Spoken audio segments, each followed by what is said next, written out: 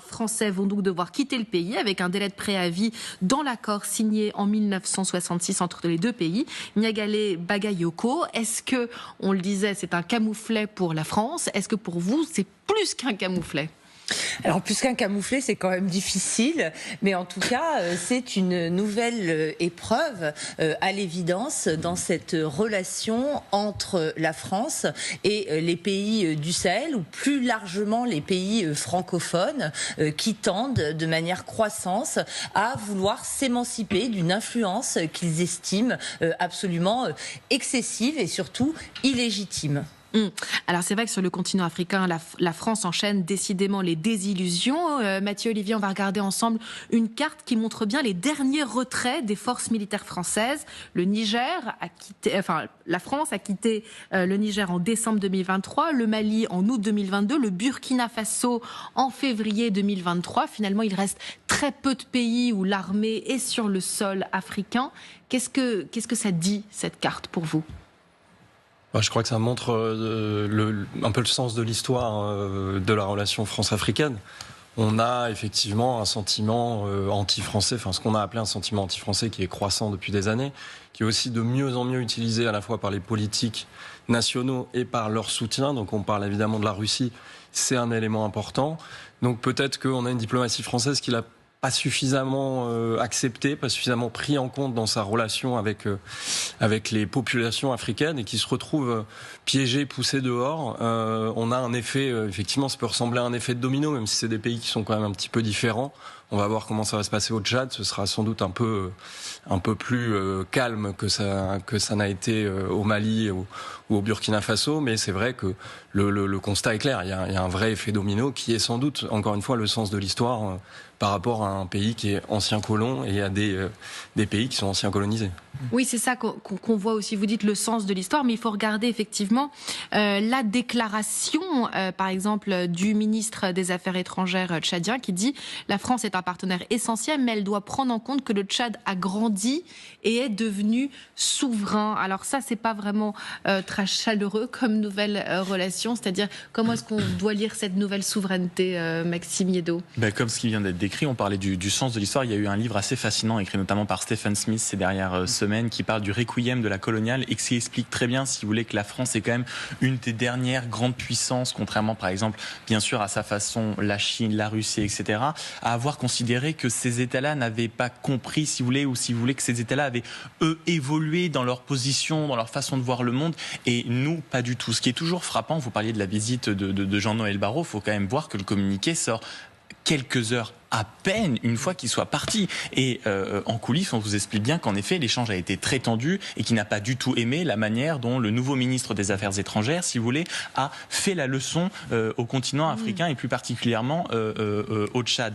Si vous voulez, ça vient une fois de plus quand même dans un contexte assez frappant. Je vous passe le fait que le ministre, je crois, a pris compte de la situation, comme d'habitude, et que Emmanuel Macron avait certes eu le courage d'aller affronter certains gros sujets comme la mémoire au Rwanda, ouvrir des commissions, on en a parlé il y a quelques minutes ici avec l'Algérie, mais il avait fait, rappelez-vous, une fameuse tournée en Afrique qui s'était quand même conclue avec des scènes assez spectaculaires. C'est-à-dire que c'était vraiment le retour d'OSS 117. Rappelez-vous ce qui est venu conclure cette grande tournée en Afrique. C'était, il me semble, une conférence de presse avec le président de la Centrafrique, ou de la République démocratique, de la République démocratique du Congo, pardon, où en fait il leur avait expliqué très clairement, avec un ton légèrement parétoire, qu'il n'avait rien compris, qu'il n'était pas capable. Et puis vous comprenez, il s'agirait de grandir les enfants. Donc c'était vraiment, si vous voulez, une fois plus des signes avant-coureurs. Rappelez-vous déjà au moment de l'Afghanistan ou au moment des dernières autres fuites françaises qui se sont passées ces derniers mois, tous les experts, tous les diplomates vous expliquaient que non seulement il y avait un relan,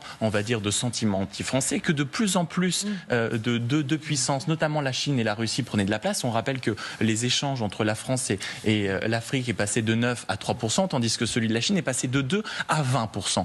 Et une fois de plus, nous, la France, nous n'avons pas su partir, donc forcément, nous nous faisons pousser dehors. Mingale Bagayoko, justement, est-ce que vous êtes d'accord ? On est dans le déni de ce sentiment anti-français ? Alors, on est, à mon avis, dans une incapacité à analyser ce qu'il se passe, parce que on reste très souvent focalisé sur les positions des États eux-mêmes, qui, en effet, se distancient de plus en plus de la France. Mais les opinions publiques sont les premières, en réalité, à manifester leur souverainisme, leur patriotisme, leur nationalisme. Il ne faut absolument pas croire que l'Afrique est exempte de ces mouvements que l'on constate partout dans le monde, et c'est ça en réalité qui se produit à un niveau extrêmement profond qui va bien au-delà des élites.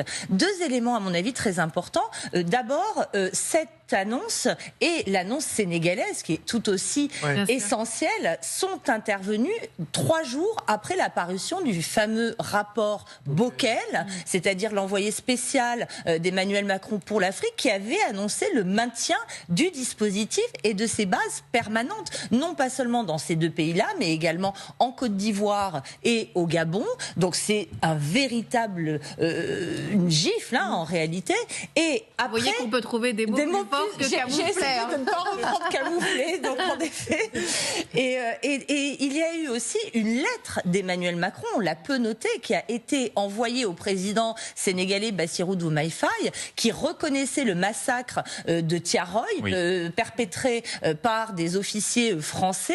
Et c'était une grande attente de la part des autorités sénégalaises, mais ça ne les a pas empêchés de s'exprimer. Enfin, vraiment, dernier élément, on parle évidemment beaucoup de la Chine, de la Russie, mais il faut regarder le rôle de toutes les autres puissances qui sont présentes dans la zone, notamment les puissances moyen-orientales, la Turquie, Israël, les Émirats arabes unis et l'Arabie saoudite, le Qatar, l'Iran et également la politique marocaine de plus en plus active dans la zone. Donc à mon avis, il faut vraiment regarder au-delà de la Russie. Alors, on va regarder justement des cartes dans un petit instant, notamment sur la présence des forces paramilitaires du successeur de Wagner qui s'appelle Afrika Korps. On va en parler avec vous, Mathieu Roger, puisque vous avez enquêté sur la question, mais juste une dernière chose avant d'aller justement sur ces nouvelles influences sur la perte pour la France, Général Chauvency. Le Tchad était le dernier pays du Sahel à abriter des forces militaires françaises, et c'est depuis cette grande base de N'Djamena finalement que la France dirigeait l'opération Barkhane. Pourquoi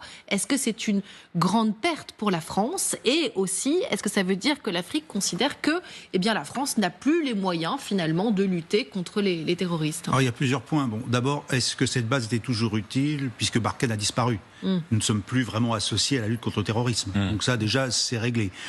2, avoir mis l'homme là-bas alors qu'on aurait peut-être besoin ailleurs, aussi une question qu'on pourrait se poser. Parce qu'aujourd'hui, est-ce que l'Afrique est encore un sujet pour la France? Et moi, je pense qu'effectivement, nous tournons une page définitive entre... Vous avez toute la bande sahélienne dans laquelle nous ne sommes plus présents, mais est-ce que c'est encore utile pour la France en termes de politique étrangère? On ne perd rien alors pour vous? Pour moi, je crois qu'aujourd'hui, il veut quand même un peu servi en Afrique, connaissant un peu les Africains. Je dis aussi d'un autre côté, quand on ne respecte pas les gens là où ils sont, et je pense que quand même, ce qu'on vient d'évoquer sur la position politique française est tout à fait significatif de ces élites parisiennes par rapport à la réalité du terrain. Avec un paternaliste encore? Oui, on a joué au grand frère, et puis qui évoque le départ de nos bases en Afrique. Donc finalement, on arrive à la réalité. Ça se passe aujourd'hui. Je pense qu'il y a un concours de circonstances qui fait que oui, nous allons quitter, avec peut-être le regret d'un théâtre, je dirais, d'expérimentation, parce qu'on aguerrissait nos soldats. Nous l'oublions pas, nous participions effectivement à la sécurité. Bon, c'est un temps qui est révolu, donc c'était un entraînement militaire. Ah bah tout à fait, mais il faut bien en prendre conscience que nous avons été aguerris, mais avec peut-être une notion de guerre complètement différente de celle que nous allons subir peut-être dans quelques années. Nous étions dans la basse intensité, dans la contre-insurrection, en accord avec les autorités locales, avec des actions de formation et de coopération. Pardon ? À la demande des autorités. Et à la demande des autorités locales, vous faites bien de le préciser. Et puis nous avons maintenant d'autres intérêts en Europe. Et puis la question va être maintenant d'établir de vraies relations d'égal à égal avec ces États africains, mais ce sera donnant-donnant. Il faut que ce soit donnant-donnant. Il ne faut pas qu'on ait un complexe de culpabilité, malgré les reconnaissances que l'on fait à gauche et à droite. Pas de reconnaissance, c'est vous apportez quoi, nous apportons quoi, quels sont les termes de l'échange, et là peut-être qu'on se comprendra. Oui, donc on entend que l'effet domino pourrait aller plus loin et que, il y a d'autres armées militaires qui pourraient être amenées à quitter l'Afrique. Gallagher.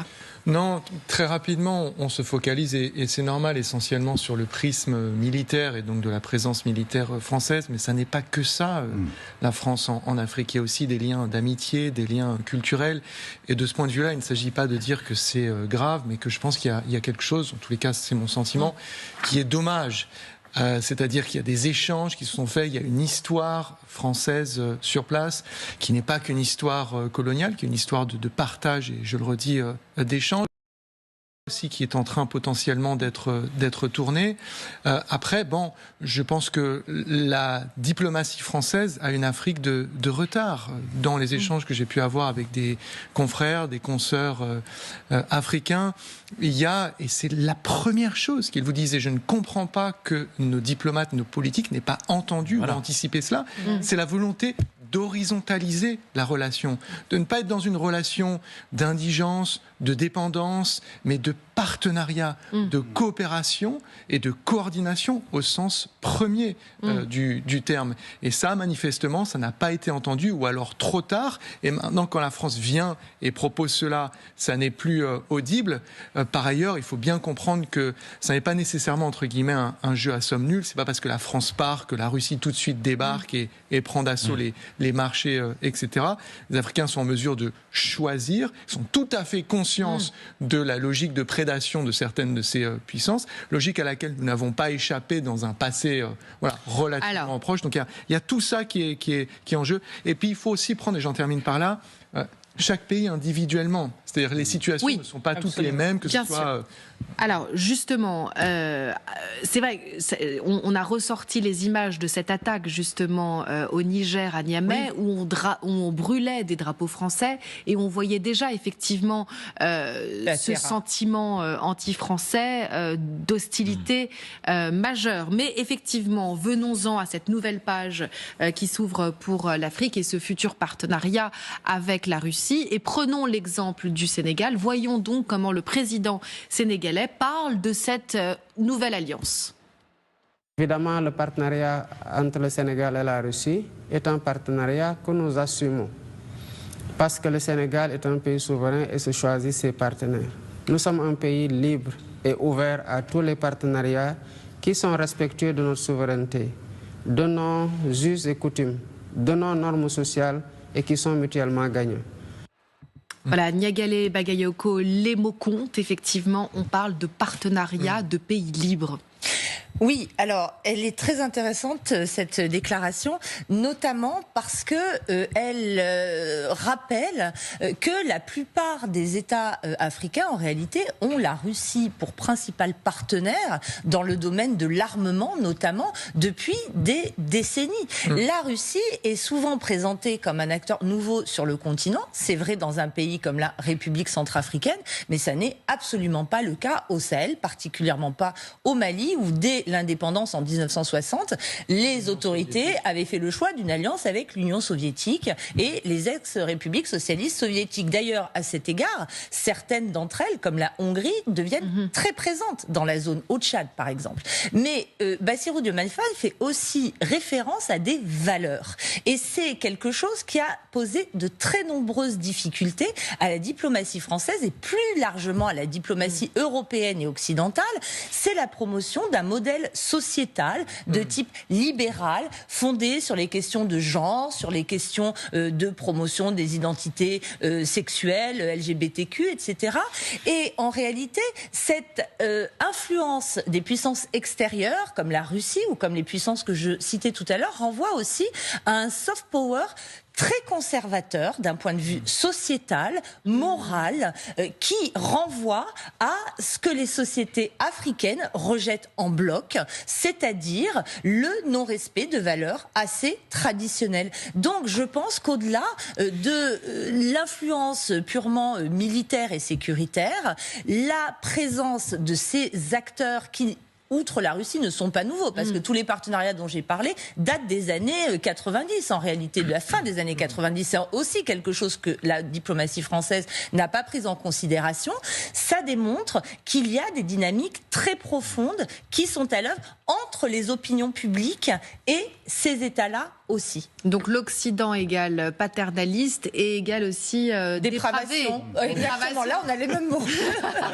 Non, mais ce qui vient d'être dit est essentiel parce qu'on voit à quel point ce discours est en effet très important et essentiel parce qu'il doit être respecté en Afrique, mais à quel point c'est également le même discours qu'on entend, si vous voulez, sur la scène internationale depuis 10, 20 ans. Absolument. Au tout début, rappelez-vous les premiers discours de Vladimir Poutine, notamment le fameux discours de 2007, de 2008, il dit en gros à quel point l'Occident est un ensemble de tout ce qu'il doit rejeter, de toutes nouvelles normes, de promotion, de genre, etc., qui pour lui riment en réalité avec décadence. On a parlé du Niger, on voit en même temps qu'on parle ces images où l'ambassade même était attaquée à coups de panneaux, à coups de cailloux, etc. Et je n'ai même plus de mots pour me rappeler, si vous voulez, quelles étaient les réactions catastrophées en disant mais comment c'est possible? C'était il y a, je crois, 1 an et demi, 2 ans peut-être.